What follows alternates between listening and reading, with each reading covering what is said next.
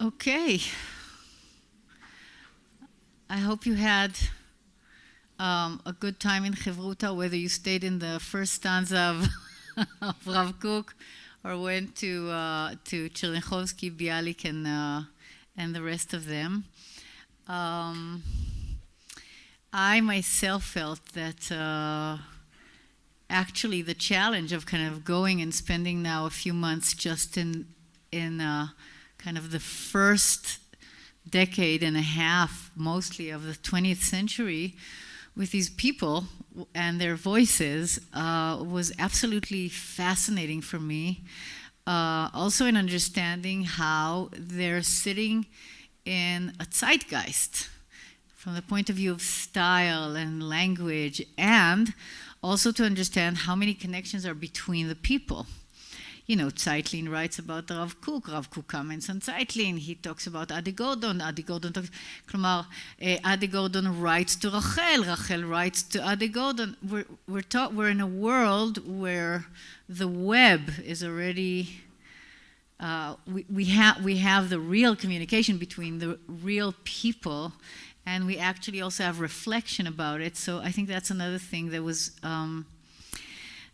very interesting for me. And the other thing that I was thinking about is a question that I'm asking us as rabbis, actually, which is why we need inspiration.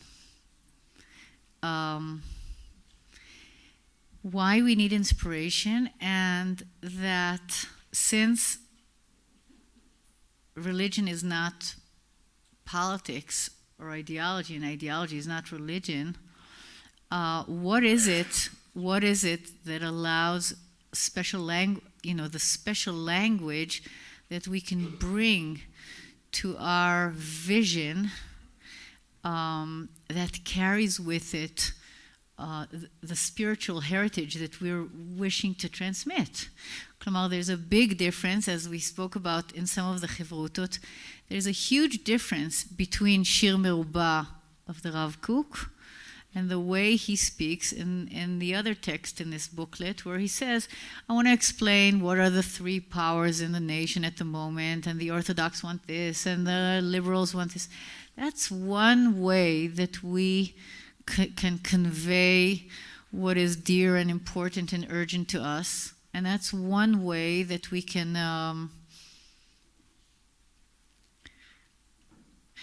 awaken the people that we're coming into contact with.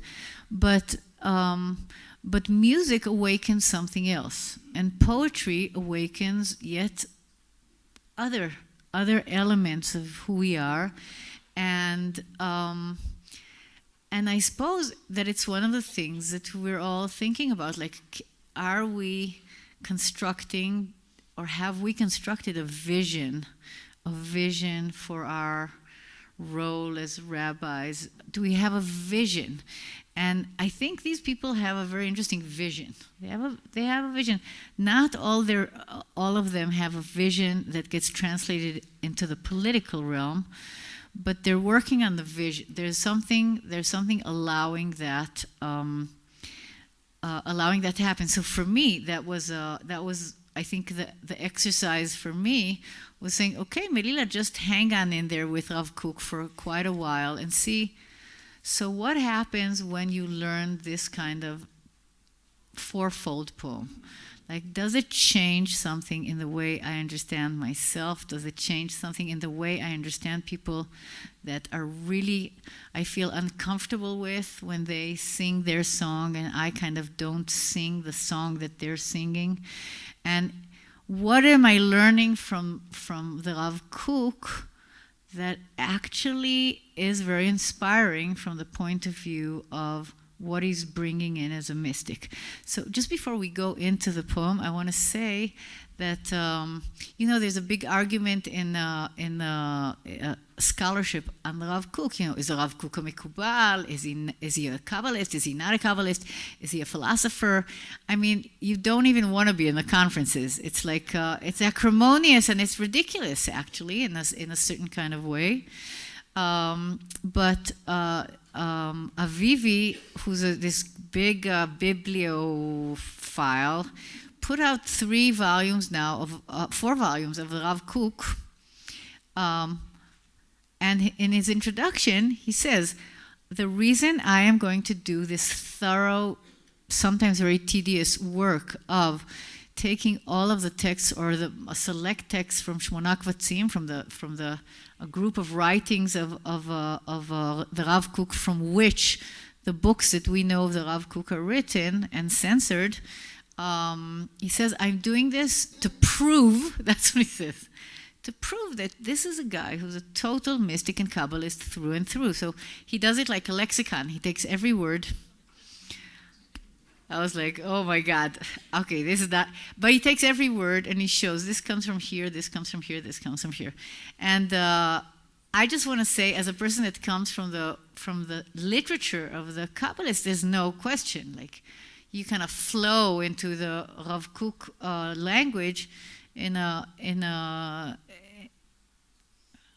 that's where he's coming from. So, and the person who said it in the most acute and beautiful way is Zeitlin.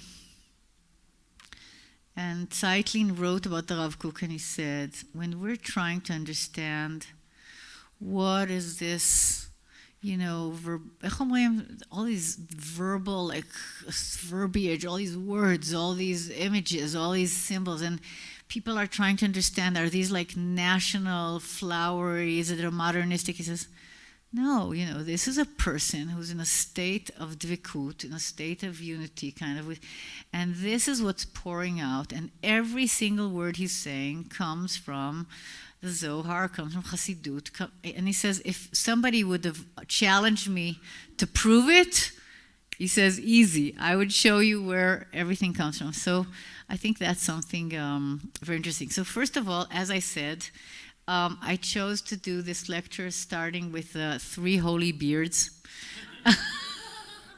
right? Because, it's a very Zoharic image, but the 3 beards are Zeitlin, and Aaron David Gordon, Hillel Zeitlin, Aaron David Gordon, and Avraham Yitzchak Cohen Cook. And they're very wondrous. These Diknin Kadishin are very fascinating. But let us first start with the Shir Merubah, okay? So Shir Merubah is not written in 1901, and it's not written before the Rav Kook came out Zionist, okay? It's not written in those years. This is much later. This is when the Rav Kook, who came in 1904 to Eretz Yisrael, 1904 to Eretz Yisrael. This is the time of the second Aliyah. He went back to Europe to do all kinds of things having to do with creating the rabbinate, and he was stuck because of the First World War, and he couldn't come back. And he spent the years of the First World War in Switzerland, where he wrote a huge amount. And then the last year, I think he was in England. And then, so I'm not sure if this was in Switzerland or England. I think this was written in Switzerland. But remember that it's kind of amazing that this is what he's writing as the world is falling to pieces from the over-intensification of nationalism. So, so that's one thing. I want to kind of, first of all, place the poem. And then I want to say something about the choice of structure, right? His choice of structure is to say, I want to do a Shir Merubah. And Shir Merubah, I brought you the footnote, right, of where it comes from. And a lot of times, I came to it from Zohar, from Shir Merubah, and Shir Merubah in the Zohar is a wonderful, wonderful opening of Zohar and the Song of Songs, which is Shir Hashirim Asher Lishlomo. Yeah, and it builds on the 1, 2, 3, 4. And another Shir Merubah, or a structure of Shir Merubah, is first of all taking the name of Yud Hey Vav Hey, and it's Yud Hey Yud Hey Vav Hey is also a ribua, right? it's a ribu of the... And the Rav Kook chooses here to speak in the language of Shira. And I said something about it in the introduction, which is that it's interesting. You know, he could say different people have different worldviews. And no, because he's a poet and because he kind of experiences the realm of the sacred in every realm that he's in, he's saying here, people sing the song of their life. They have a song. Each one of us carries a shira. It can be read as song, it can be read as poem, but each one of us carries a shira. And I think that's a real interesting question, like which is the shira that each of one of us carries, you know, sometimes secreted deep in our heart, and which one is a song that we're actually going around all our life singing it in all million different kinds of ways, where we're just singing that song of who we are. So first of all, the choice is a very interesting choice that he says, let's talk the big Perek Shira. We're all singing, okay? Or we're all declaiming our poetry. So, and as you were reading it, I suppose that, first of all, there was from 2 chevrutot, or 3, right, North American people who were reading it and saying, who were saying, oh, this sounds like Walt Whitman, right? Oh, this sounds like Walt Whitman. נכון? קודם כל, it does. It does. What it doesn't sound like Walt Whitman in is the way he uses the sacred, right? It's that Jewish element of Yisrael, Shir El, you know, all that Perek Shira, bringing all of that in, is very different. But that sensibility, you know, that we can be in this circle, there's another circle, it's like, wow, it's like suddenly you can feel the universe. But what interested me mostly is how he creates the categories. Now, on the one hand, as some people observed in Chevrutot, they said, is it true that it's 4? I would need another one, or I would need at least 3 more categories, or I would do with less categories. But first of all, I want to say something that's beautiful and traditional. He's anus al pi hadibur, you know, he has already, it's like a sonnet. You won't come to somebody who's doing a sonnet and say, do it in 19. No, he is interested in a form. And not only is he interested in the form, I think that being a Kabbalist, you know, 4 is a very powerful number, right? It's the world, it's the big sfirot together. It's a way of conceiving. If you would do it in the Israeli army, it would be 3. But if you're doing it in, if it's a Kabbalist doing it, he's doing the 4, okay? And so that's something about the choice of what to do. But what I found most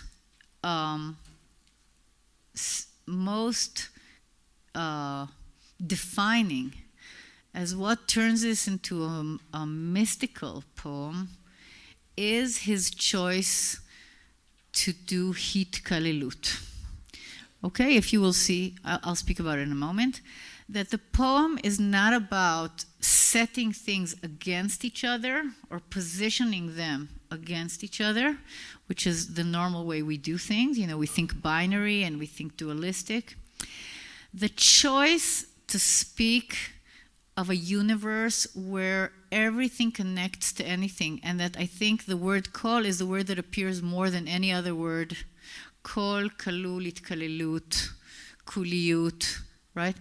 I think that's a defining Kabbalistic way of seeing reality that we do not find in other people, in other writers of the time, because generally I will define my song, and at least in normal places, a lot of times my song is standing against your song, right? And may the better win. You know, we will.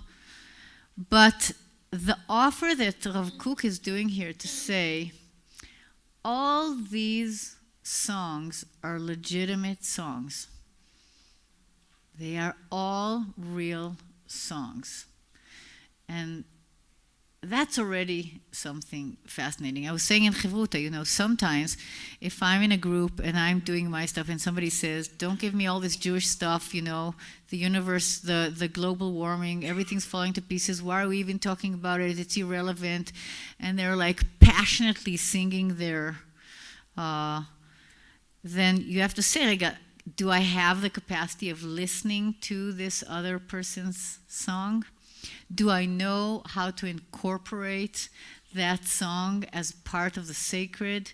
Do I have bichlal the capacity of doing this unification of the hitkalelut, right? Hitkalelut is a very major concept in Zoharic language, which speaks about the different forms of coming togetherness, okay? And my friend Ayelet Nae is writing a doctorate just about Hitkalelut. It's so central that the idea is to bring things together and not to deconstruct them, right? Hitkalelut means the capacity, which I think is the central Kabbalistic thrust, which is we are here in the world to notice what is alienated and broken, and our role is to make more and more opportunities of bringing things together, right? For Hitkalelut. Hitkalelut can be of din and chesed, Hitkalelut can be of the masculine and feminine, Hitkalelut can be of the transcendent and the immanent, but Hitkalelut is making it more and more into a oneness that is made up of different strands. So that's the first thing that I was sure was going to be very interesting in your discussion, which is, do we know how to lend an ear to the other songs? And when we are confronted with the people that sing the other songs, what do we do? How do we deal with the fact that sometimes we actually feel that they're totally our enemy, or we're on wrong sides of the barricades, not from the point of view if they're nice people, but we're on wrong sides of the barricades from the point of view of the mission that we are out, or the song that we are out to disseminate. We might feel that we're just, that we can't be together. That we can't be together. It doesn't work to be together. And so maybe the thing that is very fascinating is that once the Rav Kook goes on to define the four Shirat Nafsho, Shirat Ha'uma, Shirat Ha'adam, and Shirat Hayikum, or Shirat Ha'olam, he actually goes forth to say that there is another type. And the other type is the Ishiyut HaKolelet, right? Remember that Bichlal, HaNefesh HaKolelet is the Rav Kook's major kind of concept, that he's looking at things not through the personal, individual soul, but he's looking at reality through the collective soul of Knesset Israel. He starts from the collective. This Zeitlin says about him. He says, isn't it interesting that in Chabad you start from the personal and then you go to the national or to the metaphysical? And he says, look at Rav Kook. Rav Kook goes the other way. Rav Kook starts from the Nefesh HaKolelet. He starts by seeing things in this grand kind of in Knesset Israel as a manifestation of the divine, and then he goes down to bring it down to earth. But when he says "V'yesh asher ole im kol hashirim ha'ele be'aguda achat," nachon? So first of all, it's a nice game on Agudat Israel, right? Agudat Israel. And Agudat Israel really comes from Midrash as saying that Israel are not made from one type of people. That Israel are like the four minim, Hadas, Arava, right? And these are one type and this is one type, but they're made into Agudat Israel. They're made into one Agudah that is made up of very different things. So first of all, I think that's very beautiful that he says there's a type of personality that can actually hear that each of these songs is a sacred song. But it's not only that they can hear it, they can weave the songs together into a bouquet, or into that is not doing a totalitarian thing of making them all the same size and have the same color and emit the same fragrance, but it's creating that agudah. It's creating that bouquet that can then be given as a mincha in a certain way. It can be given as this is the gift. This is the gift, the ability to hear the essence. I think when he says Leshad v'chaim, it's the inner essence that each one of the songs can give the other. That's another thing that I wanted to bring here. So if we're talking about the way Rav Kook is looking at this whole question of nationalism, first of all, notice that in this poem, nationalism is not the first and it's not the last. Okay? Nationalism is kilu, a language inside the expressions of the family of humanity, right? We have different modes of expression and we have different languages through which we express our lives. And he says one of them is called Shirat HaUmmah. The Ummah is one version. And I must say that there's something so dear in just acknowledging how he feels her. He feels the Ummah as a very essentialized entity, right? She's a very essentialized entity of Knesset Israel. She's present. He feels every pain of her pain, and he weeps with every tear that he feels that Knesset Israel, or the Shekhinah, is weeping about her children, which are us. Okay? He lives feeling her presence. Now, I think that's another thing that is very fascinating to think about. Who in the beginning of the 20th century feels Knesset Israel like that? Okay? And when one reads about the Rav Kook, and I want to say here 2 words of thanks about my dear friend and colleague, Rabbi Zach Truboff, who teaches with me in the Hartman Rabbinic program, who made Aliyah from Cleveland. He's a big Rav Kook scholar. And he helped me with this. And to say, what would we have done had we not had Yuda Mirsky's book? And I just want to make sure that you all know about it. But he wrote a book called Mystic in a Time of Revolution. Okay, Yuda Mirsky. It is beautiful. And I think it's beautiful, it's thorough, it's interesting, it's provocative, and it allows a very kind of deep portrait of the Rav Kook, who I think in the North American world is not very much known, unless I'm totally mistaken. But I just want to clarify, as a person from Israel, if you grew up in the regular school system, not in the religious school system, we never studied the Rav Kook about anything. The reason that we didn't study about Rav Kook from anything is because I was already in the world that his son, Tzvi Yehuda Kook, took the writings of his father, this amazing mystic, poet, activist, and really kind of boiled it down, or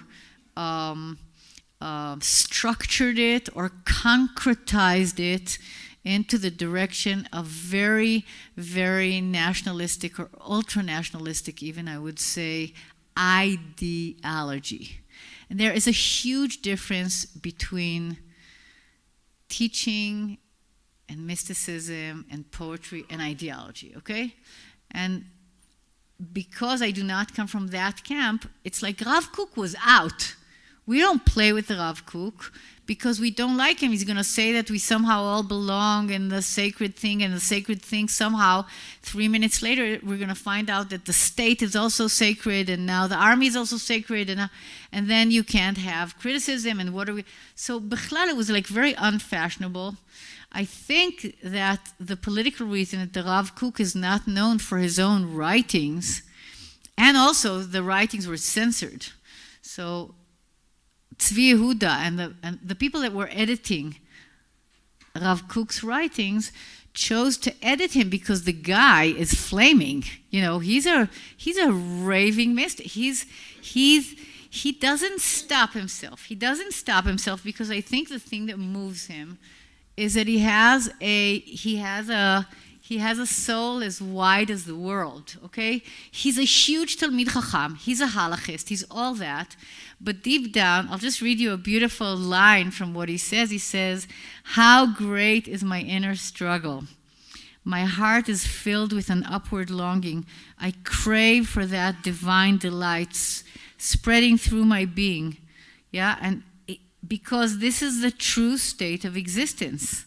Yeah? And I'm continually astir, and I cry in my inwardness with a loud voice, "Give me the light of God." I mean, he really, that's where his soul lives.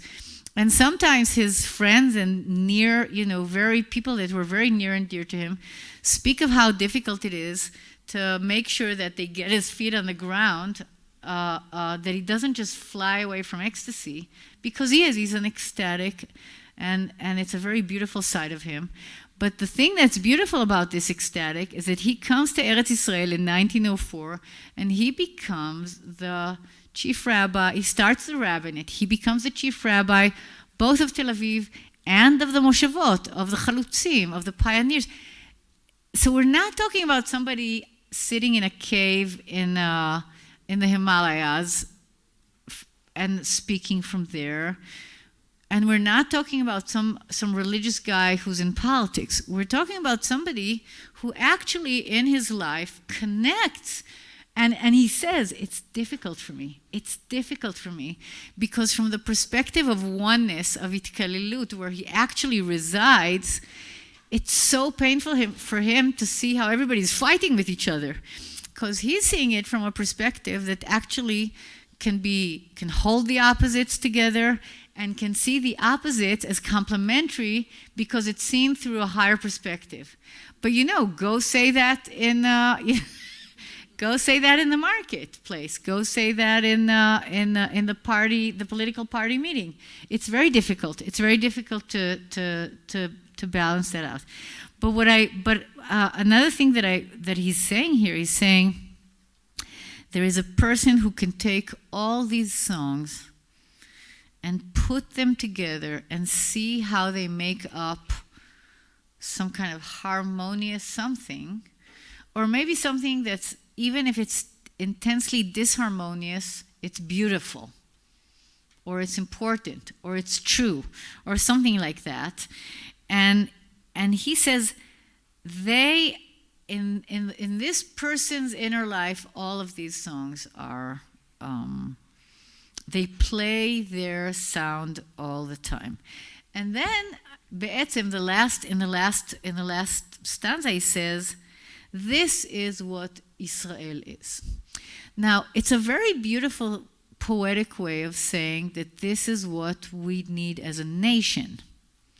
Because that's Rav Kook's big thrust, that he's saying, if we can't find a way of acknowledging the other as something that's important for me, and we're just going to be about who's going to win and who's going to lose, then we can't do what he says is the mission of the Jewish people, which is Shir El, right? Yisrael, Shir El. And if we can't do that, then we can't do that joint shir. So I want you to turn to page number, okay. Page number 13 and 14. And this is what it sounds like when it's in prose, okay? In prose, he says, I'm going to be skipping, but I just want to clarify the parts that I want to talk about. Page 13, he says, 3 forces are now wrestling within our camp. The war is felt more strongly in Eretz Israel, but its effect derived from the life of the nation as a whole, and their roots are fixed in the awareness which penetrates the expanses of the human spirit, the sacred, the nation, and humanity. These are the 3 central demands which all life, ours, and of every man in whatever form, are composed of.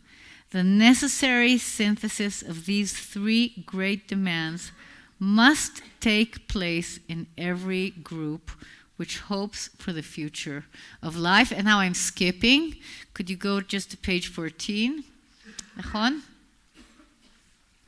And by the way, try to listen to this also in your world, because this is where it's very interesting. He says, the 3 most noted parties in the nation are first the Orthodox, and they, as they are generally called, which carry the banner of the sacred. The second is the new nationalism. The third is liberalism. And it is well understood that a healthy situation is that when all 3 are needed together.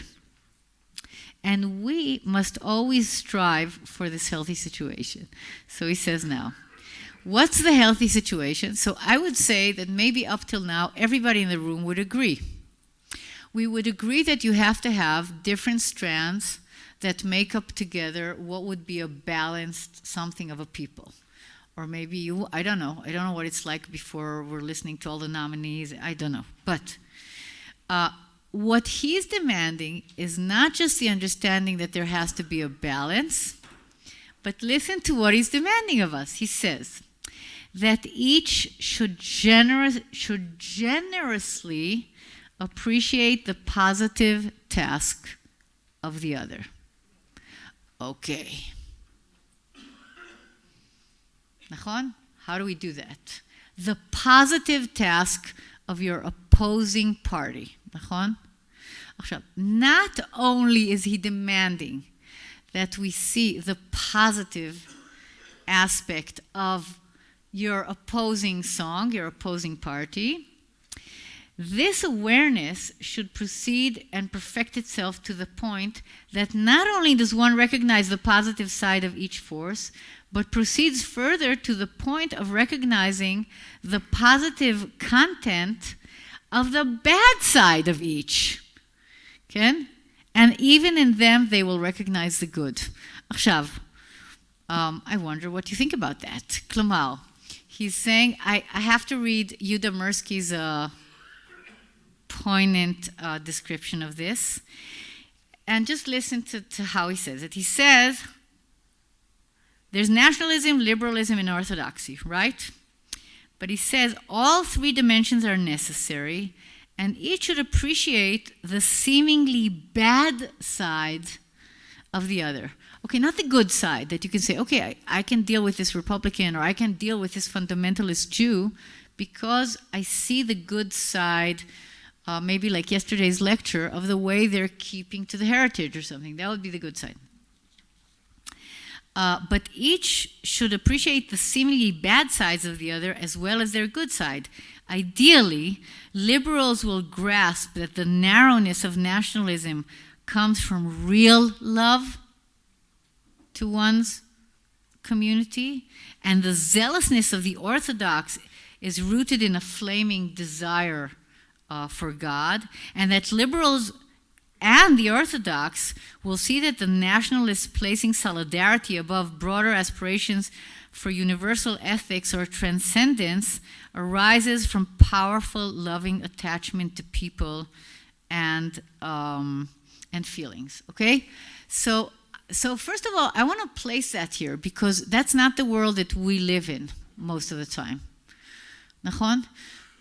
Okay, but I'm here to learn from the Rav Kook. I'm listening to what he's saying. He's saying something that we would find maybe a lot in kind of, how do you call it? Nonviolent communication. That he's trying to say, dafka go to your opponent's side that is most irksome and annoying to you, and try to see what is underneath.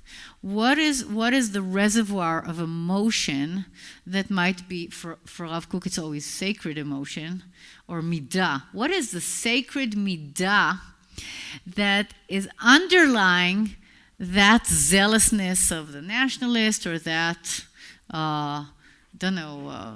whatever it is in your opponent's party? That's a huge demand. I don't know, I can't do it most of the time. I'm not made of I don't have you have to have orech ruach.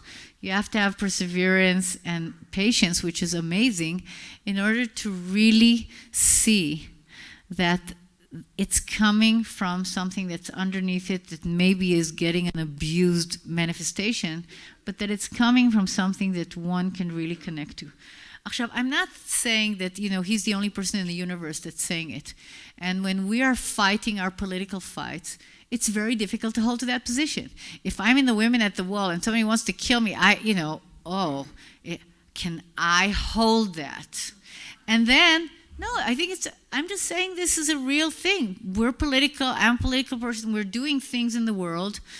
And there are situations where you're just saying, if you shoot, don't give me now ideology, now we're in war.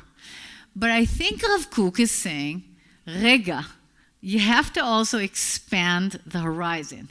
And in the expanded horizon, you have to understand that these things are not just stemming out of a pathology. It's not just pathology. It's coming from something that is real. Zeitlin said about this, he said, he's so optimistic, I can't take it. It's fascinating, because Zeitlin is not an optimist, right? And if we would separate the Jewish mystics to optimistics and pessimistics, he belongs to the pessimistics. He doesn't belong to the optimistics, but I think that he's saying something true, and I think that we should be holding the Rav Kook as the one who holds the hope of that optimism that says that we could actually find the good. Another thing that I want to say is that the Rav Kook himself embodies that person, and it's clear that he's talking about himself. I don't think he would hide it, that he has that personality that weaves together all the songs, that he can speak with a person who's totally into the personal, the lyrical, the identity, the personhood, and he could see a universe in that. He could see a world in a grain of sand. The guy knows how to see worlds in grains of sand. It's okay for him. That's sacred. That's not what we have to do away with. And by the way, you will see that in the song, and also in this very ideological piece that he writes, there isn't something that's thrown away. He doesn't say, like what I would say sometimes politically, okay, we have to do away with those people, like can't deal with them, okay? Can't have them in the room, they're not part of the conversation, this is my red line. He's trying to do something else because he has that very expansive. But I'm just thinking of it for ourselves from the point of view of a spiritual exercise. He's doing the spiritual exercise of really pushing us outside of our comfort zone, to be able to have the ears that can hear that sound, and that's what I think is the greatness of Shir Meruba. I would like, just before I jump into the other things, just to know if anybody wants to say something that happened in their chevruta around Shir Meruba, that you find that is relevant to share with your brothers and sisters of the rabbinate here. And if not, we will do that after lunch when we're in a smaller, more intimate group. I would say that it is interesting to think which ones would we add. Which ones would we add? Which ones would we say, yeah, but there's people whose passionate song is a different song, right? It's a different song, and I would put it in here if I was thinking of it when I'm looking at my congregation or when I'm looking at the people. Another thing that I found very, very inspiring about this is actually pushing me to notice, Rega, where am I? How many songs have I cultivated myself to even be able to hear? Or do they pass across my, it's like under the radar that I even know how to take in. So from that point of view, I think it's a great gift.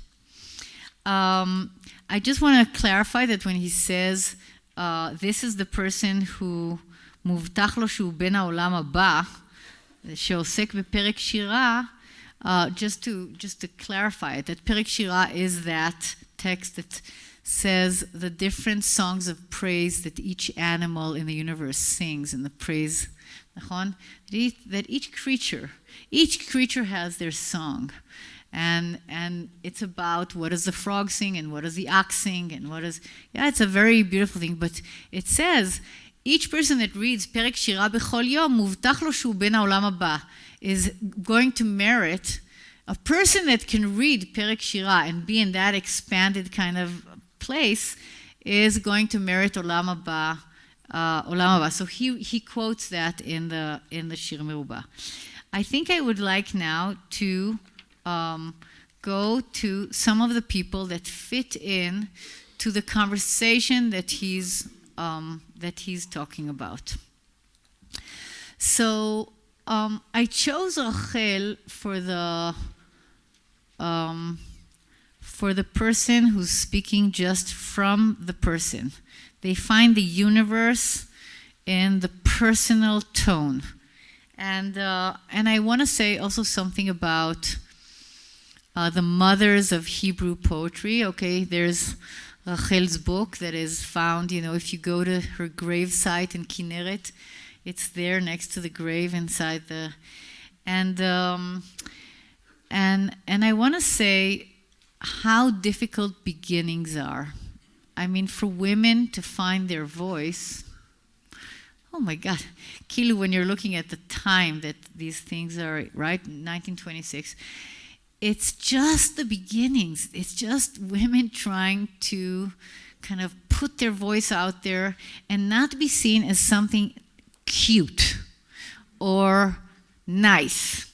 Can they say something even though the choice is very clear that no woman at this point in Hebrew literature is speaking in the grand language of ideology and nationalism? They are not. You can look through, I don't know if you've noticed that everything's changed in the books now in the Beit Midrash, but I just want to say this is the Yerusha, this is the library of Gershon Sheked, of a great professor of literature who donated this. So we have all, Gershon Sheked, we have all of Hebrew literature. The most obscure things are all here under lock, and of course you're not allowed to open them up, but you can ask our best guy here, Daniel, to open up anything, and everything's here. Yeah, Esther Rab is from this library. So I want to say something about the voice that says, me and the nation, me and the land, right? Rachel says, I haven't done big battles. I don't go to the Zionist conventions. I'm not a macher and a zeh. I don't have a cylinder hat, because she doesn't. That's not where women are bichlal in that world. But Rachel and Esther Rab are the ones that are starting, because they also don't have the weight of tradition sitting on their shoulders, that they have to quote verses from Torah, and that they have to have inlaid in their poetry all these things that show us how much they know, even if it's subconscious because they just know so much. Women didn't. Okay? When Rachel arrives here with her sister, she comes from a very maskili family. She knows Hebrew, but that's not what's being spoken. But what is spoken is when she says, only a tree have my hands planted on the calm banks of the Jordan. Only a pathway Rak shvil, rak. She says rak, right? Rak miutin. This is all I can say. But she created that poetry, right? We sing this song, nachon? This is the song that as Israelis, she managed to get across because it's in the poetic. And she says, yeah, maybe it's meager. My gift is meager to the mission, but I can do it. So I wanted to bring her also to do kavod bemet for that kind of voice, which actually does not speak in slogans, does not speak in quotations, does not speak in the grand arena yet. I mean, women will slowly come in through the 20th century into the bigger arenas, but this is where it is. And I'd like to move now to Sachki Sachki. And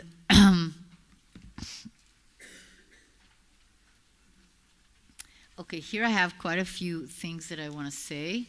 The first one is Rega,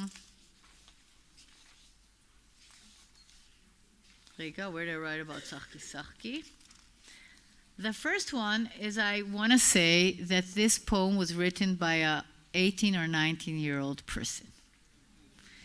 And I think that's also, it's important to say. It's a 19-year-old young man writing this.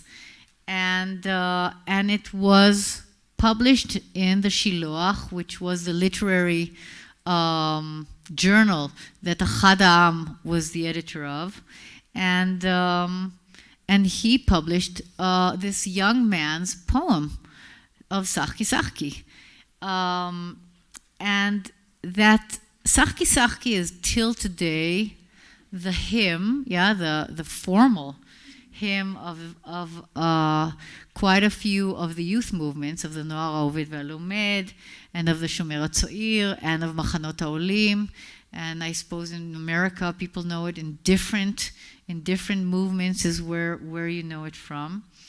And that there was a big discussion if this should be the anthem of Israel. Right? And it's still a pretty relevant question. This was the second in the short list. In the short list, this came up as the second option, right? And it seemed that it could be more inclusive in a certain way than just saying Nefesh Yehudi Homiyah, which we say in the Tikva, which we say in the national hymn that was chosen, because it's saying something different. So I want to say a few things about this poem that is all about vision. It has a vision. And that one of the most beautiful parts of the vision is that it's not spoken of in the abstract, but it's spoken of as a conversation with a beloved woman. He's talking to someone. I don't know exactly who she is, but he's talking to her, and he says, you can laugh as much as you want. You know, you may say I'm a dreamer, but I'm not the only one. He said, you know, Ani hacholem, I am the dreamer. This is my dream. I am not ashamed of it. I will stand. Ani hacholem tzach. I will stand behind my dream, right, and behind my vision. And many people have asked the question, who is he talking to? You know, who is he talking to? Is this just a play for the poem? Or is this saying, no, this is a kind of conversation with somebody who's beloved. Yeah, it's somebody who's beloved. It's external, it's internal, like what is it? But in it, he is standing behind his convictions of not giving up on a lot of things. So what does he have faith in? Just say the things that you saw immediately in the poem. What does he have faith in? Just say the words. People. What else? Friendship. Future. Peace. Even if it's not going to come now, peace. What else? Social justice. Pat ladal, right? What else? Freedom. The possibility to love. the idea of collaboration between people. Yeah? Nachon. He sees that as well. Okay, that's what we're talking about. We're saying, look how beautiful it is. This is another way that a person is talking his nationalism or engaging with it at this point, right? And he's saying, yeah, there could be a reality that is different than today, and I will not give up. Now, that belongs to the poets. Nachon, Chernichovsky would never say he's a mystic. I don't think he was. Chernichovsky was a wonderful poet. They say he was a wonderful doctor. I can tell you that the most beautiful thing is not just his, collection of poetry, but Chernichovsky, who came here. I can't remember what year he came here, but he was a doctor in Tel Aviv, and he was traveling around. I think he came here in 1930-something. Anyway, what is very, very fascinating for Israelis about him, for me, he translated the Iliad and the Odyssey. He translated Homer from Greek, different than Bialik that translated Shakespeare from Russian. He actually translated it from Greek. So, I mean, he's an amazing classicist, and he's an amazing intellectual, but in the poem, he actually foresees something that is intensely optimistic, which is, I shall surely die. But one day, a young person is going to go, right, and put a bouquet of flowers or a wreath of flowers on my grave because they see me as somebody who gave them inspiration for what they're doing. That's very amazing to say as a 19-year-old. Because when I was 19, I first of all never thought I would die. But I mean, when he's saying, yeah, this is a long road. But I'm putting it down here, and one day this is going to be food. This is going to be sustenance for somebody who's going to have gratitude for the fact that I said this. And another thing is just to say that sachki as a word, to say laugh or mock, right? You can laugh as much as you want. That's not going to get me off the track.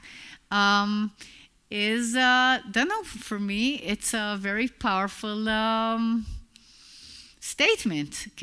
I would have loved this as an anthem, I must say, because as Shir Merubah, it has in it all these different aspects, but to say, don't give up on what you dream of, even if everybody's laughing at you and saying that what you're doing is negligible or that it's not important or what is a change in reality. No, actually, that's our job, is to stand by our dream. So that's what I wanted to bring from to say about Chernichovsky, and now I want to say we have another half hour. Nachon? We have another half hour. I want to before we get to Bialik, I dafka want to jump to Zeitlin. Okay? And I want to say that Hillel Zeitlin is on page 18. Okay? This is the first translated volume on Zeitlin extant in English. It was edited and put out by my dear teacher and friend by Art Green, and he put it out because he felt how crazy it is that the English-speaking people don't have any access whatsoever to Zeitlin. Okay, so I just want to say, first of all, a few things about Zeitlin. That if there's anyone in the universe that I would feel that I would love their soul to be part of my soul, to be ibur, to have ibur of somebody's soul, it would be Zeitlin. Zeitlin is my beloved mystic of the 20th century, and I love Aurobindo, and I love Ramana Maharshi, and I love all of them, I must say, but I really love Zeitlin, and I think that it's no wonder that I love him, because he was the greatest Zohar lover of the first half of the 20th century. And at least as far as, I don't know if it's eyewitnesses or what, but the image of him walking on Rosh Hashanah, to be burnt in the Shoah, with tefillin and holding the Zohar, is I think it's an image that I can't get out of my soul. It kind of burnt itself onto my soul. This old man walking like that, and Zeitlin felt very strongly that this is a special Messianic time, this 20th century, and that's why he felt that he must translate the Zohar. So he started a translation of the Zohar into Hebrew, right? He was the first to start it, and Isaiah Tishby's big project of the wisdom of the Zohar, he writes in the beginning, what I'm doing now is fulfilling the request of Zeitlin, asking that the Zohar be translated. And he not only wrote a translation of the introduction, that's all we have extant, because the rest he continued doing in the Warsaw Ghetto. He continued translating. But he also wrote a whole glossary and introduction to how he reads this and why this is. It is amazing. It is amazing. And he was a journalist, and he was a publicist, and he was a political figure, and he was a mystic, and he was a poet, and he wrote in Yiddish, and he wrote in Hebrew, and he was all over the place in writing this. But I just want to say that if we're talking about a dreamer and a mystic of this time, it's very interesting that Zeitlin, very different than Rav Kook, took for himself a nice big chunk of years for kfirah, for like leaving the fold, leaving the mitzvot, leaving the whole world of halacha, and being like blown away by, Soloviev and these Russian mystics and Nietzsche and philosophers that he was reading that really expanded his sense of reality. And it is after the First World War that he returned to be observant. Yeah, here's a guy that comes from a Chabad family, who's a total natural mystic as a young child, who lives in the realm of ecstasy, and he moves out. He moves out, and then he makes all his way back. He had a very tenuous relationship with nationalism and with the Jewish nationalism, with Zionism, and he had a feeling that even though for a while he wanted to come and live here, and never made that, as you can see, but he felt that Zionism was not the right answer for the multitudes of Eastern European Jews, and that it's not solving their problem. Now, it's not that I would think of Zeitlin as a problem solver on a political level, because he's a spiritualist in many ways, and he's seeing it from the point of view of kind of spiritual activism, so maybe we'll talk about that later. But after the First World War, he had this set of visions and prayers that he put down in Sifran Shel Yechidim, which is another book I have here, Sifran Shel Yechidim, which is the book of the, how would you say, the elect. Oops. I would say, Yechidim is like Yechidim v'Anshe Maaseh, people that are special, that are unique, and he had a very clear vision that the world is going into free falling into deep, deep darkness. And he wrote down these visions. This is after the First World War, okay? He wrote down the visions, and he sent letters that were called the letters to all the people, to the French, to the Americans. They're all here.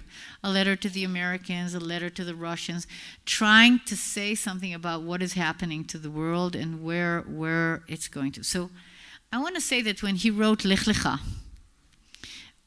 which I've taught many, many times before, he's writing not from the optimistic view. He's writing as a mystic who is feeling very strongly that patriotism is going to come to it's going to dead end you. Nationalism is going to dead end you or bring you into bestiality, really into being a beast. All these things are actually taking away the possibility of the soul to live the natural nature of the soul. But we do not have any midrash on Lech Lecha that is as radical as what Zeitlin is doing, right? So I just want to read a few little pieces of it, but I want to say that when he says, he says something that is written in things before him, that Lech Lecha is the voice that is resounding in the universe all the time, but the question is who hears? And the question is also, how do we understand the word Lech Lecha? Yeah, what does it mean leave, or does it mean go to, or how do we read it? But Zeitlin is really saying that where he says this about patriotism, right? He says, what are most people's belief and opinions? First, they believe in the unique beauty of their, motherland. The beauty of Germany, the beauty of Russia, the beauty of... And just remember what yesterday Alex was talking about, how the Germans are seeing their connection to Germany, and the French, the British Jews. People are linked by their umbilical cord to their homeland, and it is called patriotism. They believe that their country is completely unique, and all should be done to ensure its success and survival. And they believe that for the homeland, this is post-First World War, for the homeland's sake, everything is permitted. Brothers' blood is spilled for this supposed good of patriotism. We know it all from all the wars that have been since then till now. And then, when he says nationalism, where he says from your birthplace, mimoladetecha, he reads as even those who are free from patriotism cannot detach themselves from the slavery of nationalism. So again, I'm not bringing Zeitlin here to say I agree with Zeitlin. I actually don't in this respect, but I think he's saying here that there is something addictive and enslaving about the whole modern concept of nationalism.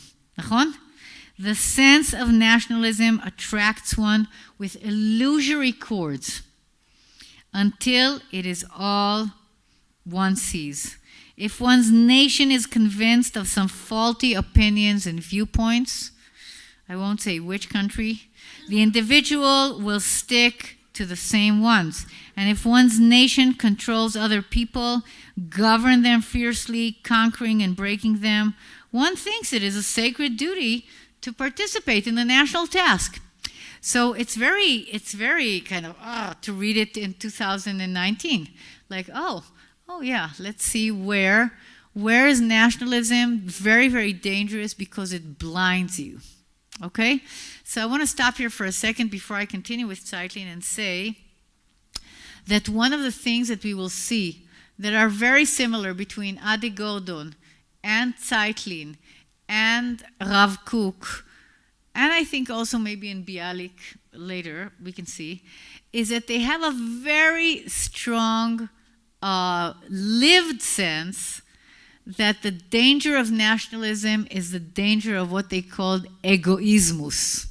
It's the ego part that frightens them to death, right? Because they say, what is the real problem of nationalism? Nationalism is actually a natural thing, and nationalism is good, and it would be odd if people didn't have that sense. But nationalism has a built-in, a default problem that it accentuates or it enhances the egotistical elements of a nation, where you just see that it's all about you, it's all about your nation, and you're blinded to the evils that come in the wake of that egoismus, okay? Or as they say, nationalismus. They say, we want to differentiate between, Rav Kook will say, I want to differentiate between Jewish nationalism and nationalismus, because they are already seeing what nationalismus is doing in the world as an ideology. Now, it is very interesting to think, what is the thing that can keep us from the danger of egoismus? Rav Kook will say, by the way, what will he say? Torah. Torah, halacha, will keep the Jewish form of nationalism from falling into the default trap of becoming ultranationalism, okay? Or from becoming something that becomes so egotistical that you see only the good of your nation and you're willing to kill everybody else. So I want to say that the Rav Kook's gift was to say, what could keep us from falling into that place? What could keep us is, and I want to say this is a very interesting concept, is discipline. We need a discipline that will allow us not to fall into where other forms of nationalist ideology fall into. And the discipline is going to be the discipline of Torah and mitzvot. Because he says, if nationalism, this is a very interesting statement, if nationalism only feeds itself by itself, okay, it can turn into poison. But if nationalism is drinking from the font of the sacred, of God, of Ruach HaKodesh, not from the point of view of God's on our side, not from that point of view, but that we see nationalism as an aspect, right? As an aspect that is feeding from the morality of the divine and Torah, then we have a chance of not straying. And actually, he had this kind of wild idea, not very popular with the Chalutzim, that people should do mitzvot even if they don't believe in them. They should do them for the discipline.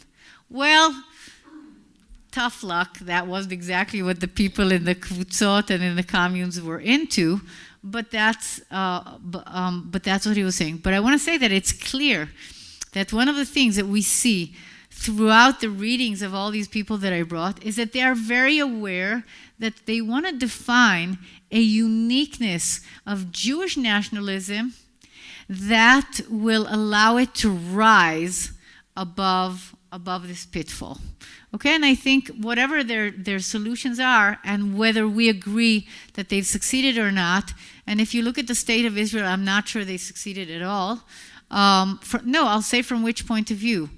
That what they want to do is to actually not be afraid of defining uniqueness, right? Especially if they come from a Kabbalistic kind of world. Knesset Israel is different from other nations. It's sacred, it's divine, it's all these things. They're not a postmodern thinkers thinking that everything is a construct. No, this is essential. This is, but it's so fascinating that they have that sensitivity.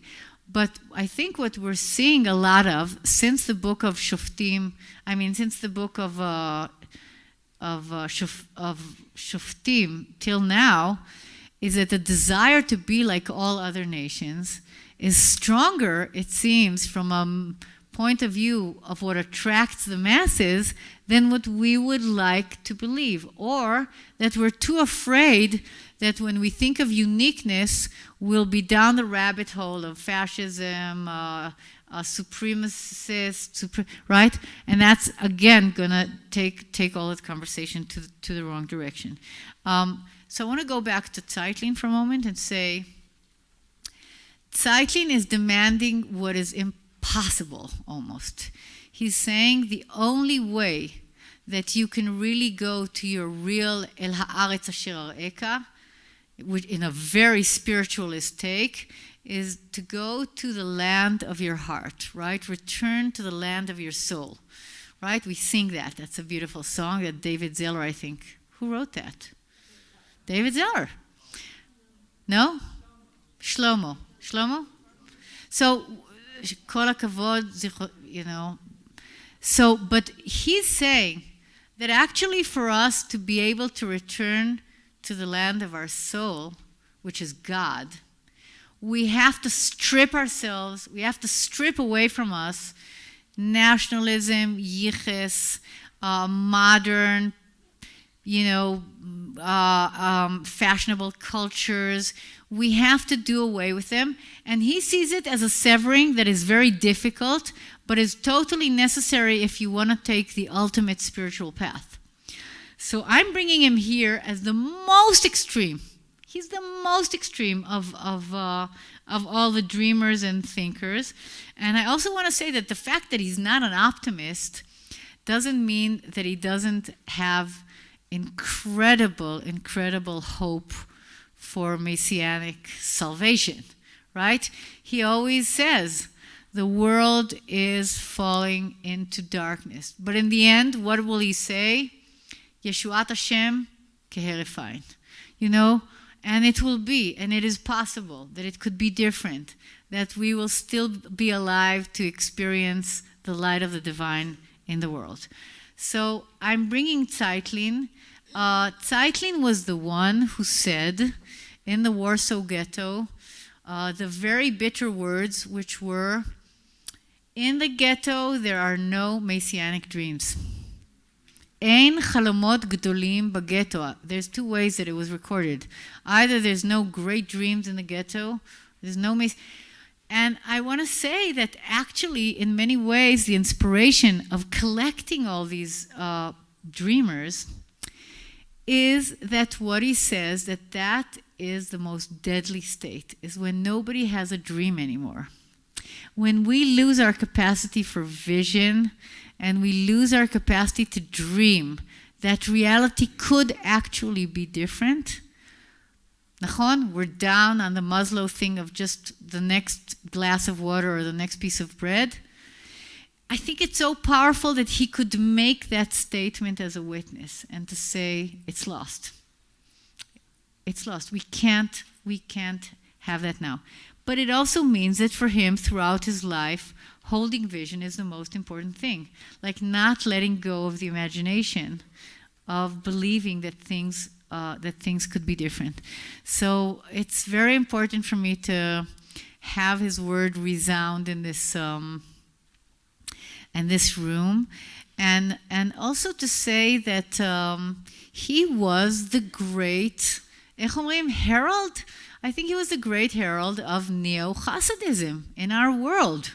Yeah, he was the one to stand up in the beginning of the century and say, Hasidut has really decayed, but the truths of Hasidut in their origin are the medicine that can heal the Jewish people.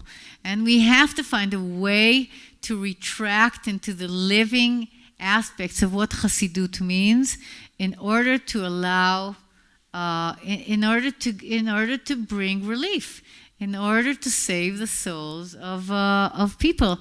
And I think that that in many ways, the work that Reb Zalman was doing in America, the work that Shlomo Carlebach was doing in America, from the point of view of Hasidut, they were carrying this message of saying we have to find ways of taking the things that are still alive, that you can still blow on the embers, and they're alive. They're really alive. We have to go out in the communities of America and bring back joy, bring back song, bring back the feeling that we're princesses and princes, heirs to a wonderful treasure. They're the ones that did that but the person who really put it out and framed it as a platform is Zeitlin. So I think you should enjoy the first volume that came out. Now I want to go to Bialik.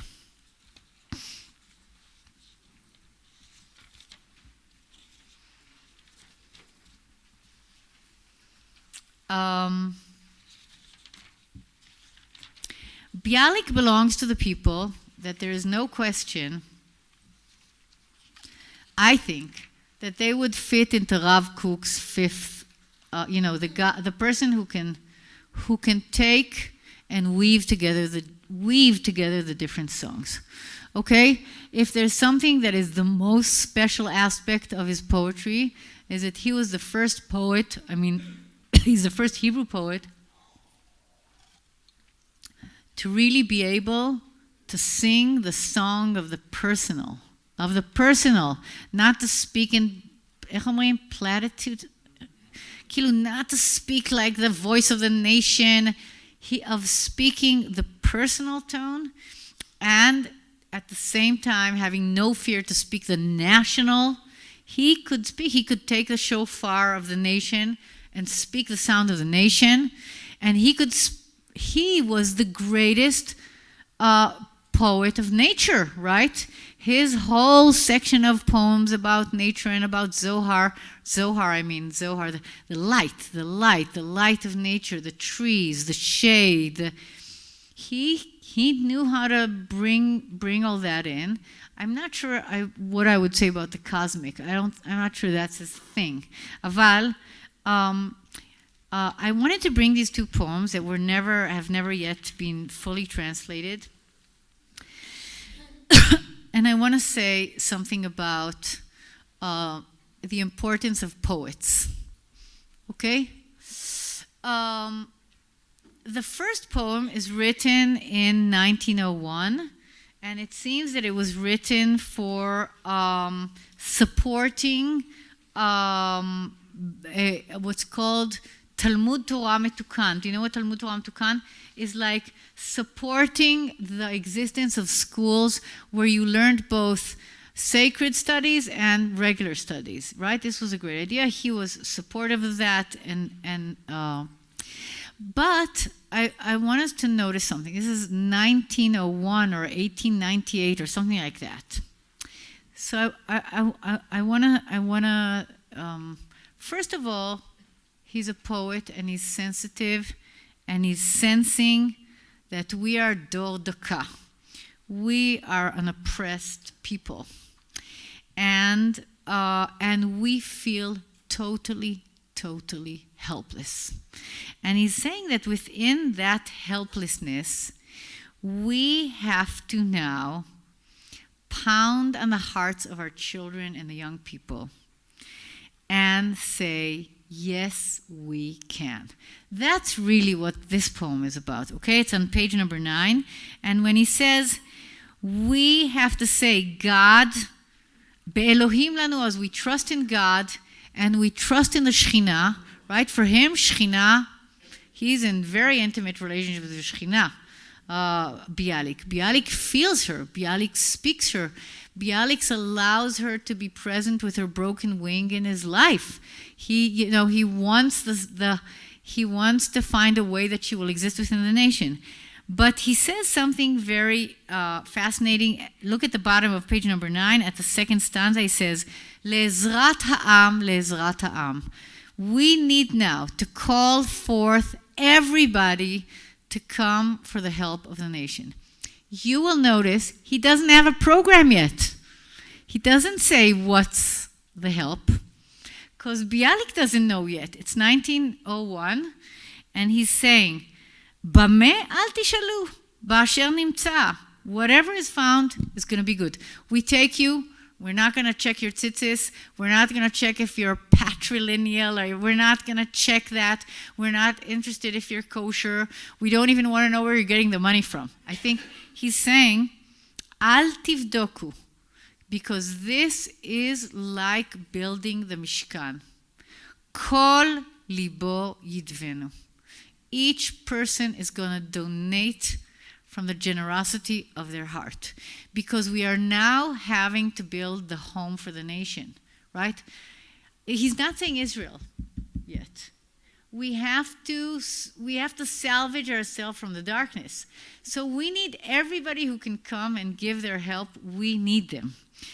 And he says the following, which I think is the greatest joke in this page. He says, Kol korban yiratze. We are not going to do divisive politics and say, we're outing you because you're too liberal. We're outing you because you're not feminist enough. We're outing you because... No, this is the moment where everyone is invited. We're in the desert. We don't have a mishkan. Bring anything you have. And then he says, Kol matat ne'emana. Every gift is trustworthy at the moment. Why? Ein budkim b'shat sakana. So I just want to say, when I was translating it, I wrote in brackets, I wrote Chazal.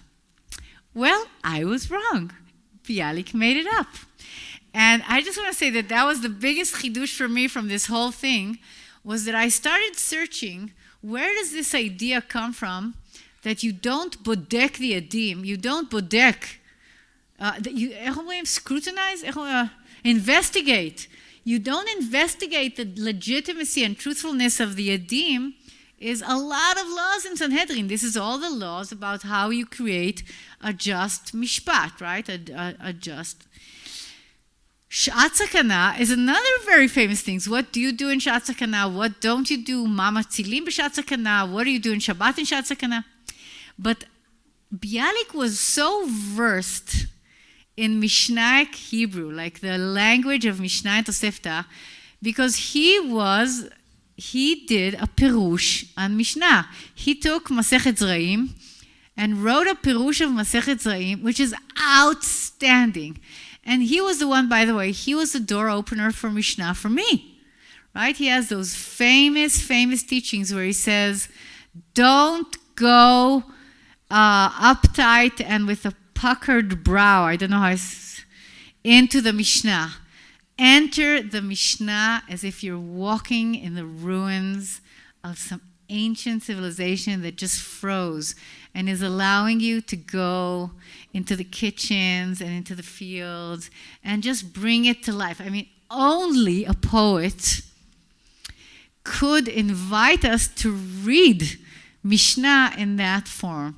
So I think what he did, by the way, which is amazing, I went and we checked it out in everything. I crisscrossed this everywhere. I think what he did, he just created a klal. And the klal is, Ein bodkim b'shat sakana. Okay, another thing that I want to tell you, that if you look and you want to see like who writes about it, everybody coming after him thought that this is a klal of Chazal. Of course, it's a klal of Bialik. So everywhere that you'll see it, if you Google Ein bodkim b'shat sakana, it says, Lefi klal hagadol, Ein bodkim b'shat sakana. But they don't even know. It's a poet that wrote it. Ein bodkim b'shat sakana. So, by the way, it's a very interesting concept to say, b'shat sakana, just let anyone who wants to help, let them help. Don't keep them out. So I wanted to bring that. And another thing that is oh my God, okay, we're ending. Rega. And another thing, Rega, is that he's saying it's all about light. We have to find light.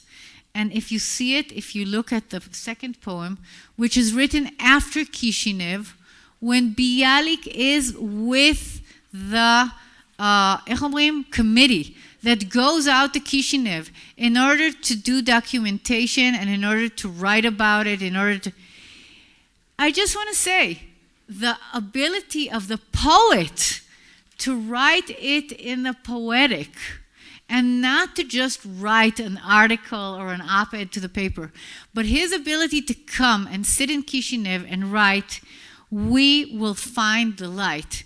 And even if you believe in nothing, you're going to hew the light out of nothingness, which of course is a Hasidic game also on nothingness, which is the source of everything, but that it's all about the ability to create hope. We must create hope, and therefore we will go in the depths of darkness of where we are and bring light. So all kinds of politicians could do all kinds of things at that point, but I just want to say this is what the poet brings to the table. And what we remember are these poems, and the poems that he wrote after Kishinev, right, in Ir Hariga and Ar Hashchita. We're going to end in 3 minutes, but before we do that, go to the last piece, which is in memoriam of Adi Gordon. And I just want to say, as far as I know, Adi Gordon is not translated into English. And Adi Gordon is now receiving an incredible renaissance in Israeli culture. I think it is amazing. But this person who came from Russia, who's a spiritualist, and who's a nature person, and who's all these amazing things, and who's a writer and thinker and philosopher, came in 1904 or 1906, like the Rav Kook, came at the age of 48 to the land of Israel and became a laborer. And he was regarded as the Rebbe of the Chalutzim. He's the rabbi of the pioneers. Okay? He actually lived a halachic life till a certain time, and then he left that. He kind of eased that out and decided just to do mitzvot lo taseh. A very, very fascinating person. We don't have time to get into all his...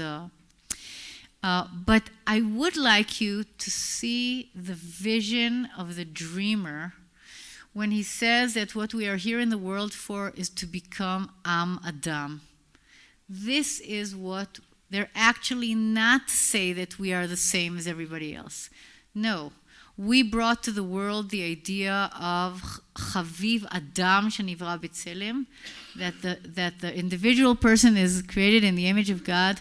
Now we have to get together as a culture that goes back to its sources and goes back to its land and goes back to working the land. And we have to model, not just Or LaGoyim, just from an ethical, we have to be Am Adam, a menschlichkeit. I don't know how to translate it. It's kind of funny in the translation. Am Adam, we have to be the people of humanity. And I just want to, where he says at the end of page number 25, I thought in my simplicity and impracticality that we are trying to create an Am Adam that is righteous, enlightened, and truly mighty, meriting all supernal human properties and values which an individual person can merit. A nation that cannot be built on the ruins of other nations or live well at the expense of other nations. A nation whose flag of rebirth says not, Bedam va'esh Yehuda takum, right? In blood and fire Judah will rise, but that has on its flag, Lo yisa goy el goy cherev velo ilmedu et milchama. Unbelievable prophecy and vision. So I want to end with him, and we're going to sing now, because I think we should sing to end. And I also invite you to read Esther Rab, who's so beautifully, she was born in Israel. She's so... Her sense of the land is unmediated, erotic love of nature. She doesn't need all these big words for this. But I want us to go back to Sachki Sachki now, and I want us to sing it with Rona Kainan, because I think it's a wonderful... So turn to page... אפשר ללחוץ רק? Okay, it's on page number 6. Yeah, she's just asking, is there anything else you want to hear? So what do Israelis want to hear? Sachki Sachki.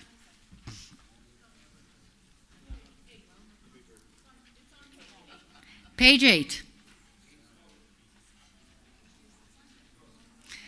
But it's for all of us to sing.